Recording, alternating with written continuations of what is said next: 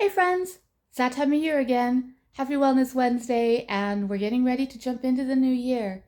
Just so happens that a couple of weeks ago I was on Pinterest or TikTok or somewhere and found an article of like the 10 or the 7 best habits to have in 2024. And so, of course, thinking ahead to my New Year's resolutions, I decided to go ahead and read it. And as I'm reading it, it's all the same stuff, get up half an hour earlier, um, take 10 minutes to read and meditate, take another 15 minutes to journal. If you as in your culture or your religious faith, take another 10 to pray. Make sure to do about 20 minutes at least 3 times a week in walking or some type of exercise. Walk daily if possible. Just all these things. Keep up with your planner, meal plan, all these different things. And I realized that if I try to do all of them in a day, or at least the way that it was suggested, that's an extra 2 hours of my day. Now, not that I'm not into taking care of myself and doing the right things, because a lot of things I mentioned I'm already doing.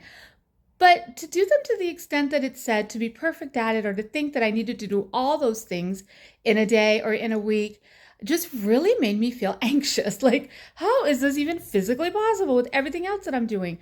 So I went back to the old theories that I go to, and I went back to my favorite podcaster, the Lazy Genius.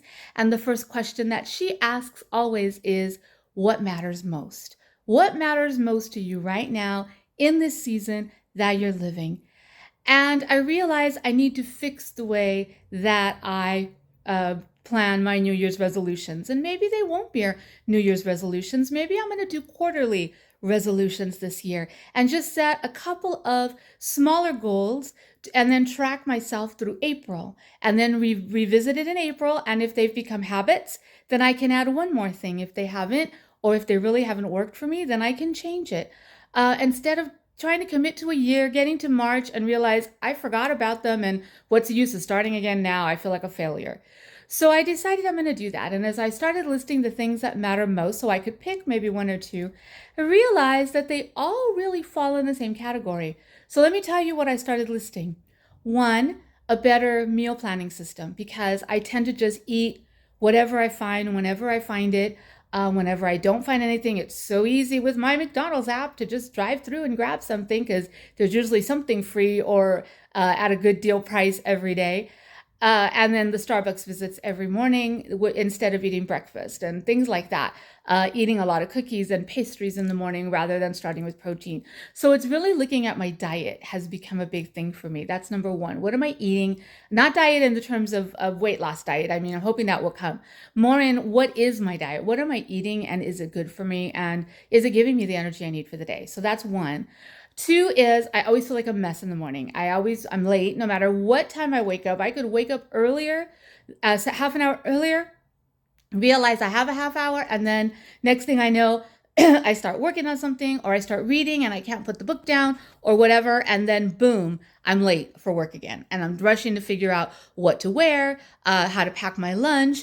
Do I have everything I need for the day? Like, for example, today I need to go to the library. I just remembered that. So I got to pack my library books before I go to work because I'm filming this in the morning. So got to pack my library books right now so I can drop them off on the way home from work. But things like that I'm running around last minute. Or worst of all, I can't find my keys, or I can't find my debit card because I just threw it in my pocket after I put gas last night, or the worst of all, the outfit that I'm planning in my mind to wear today can only be done with black tights, and I haven't done laundry, and so my black tights, I have none. I only have blue. So now I have to change my whole concept of what I'm going to wear. So these kinds of things frustrate me in the morning.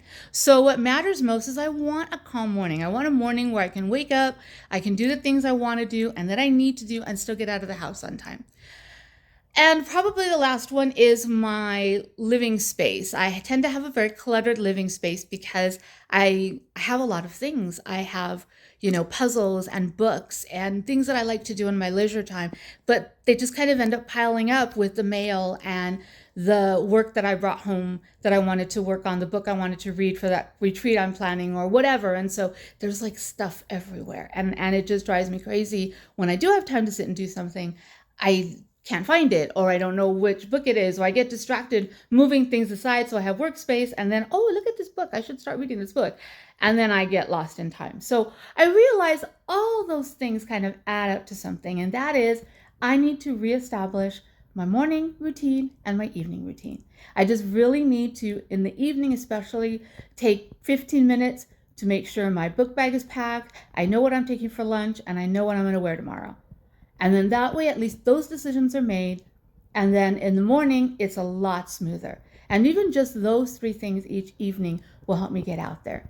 The other thing is to pre-plan some meals and get some ideas so that the morning I have something to start my day with, and I know what I'm packing for lunch, and I pretty much know what I'm having for dinner, or at least the choices, so that I'm not tempted to do those drive-thrus.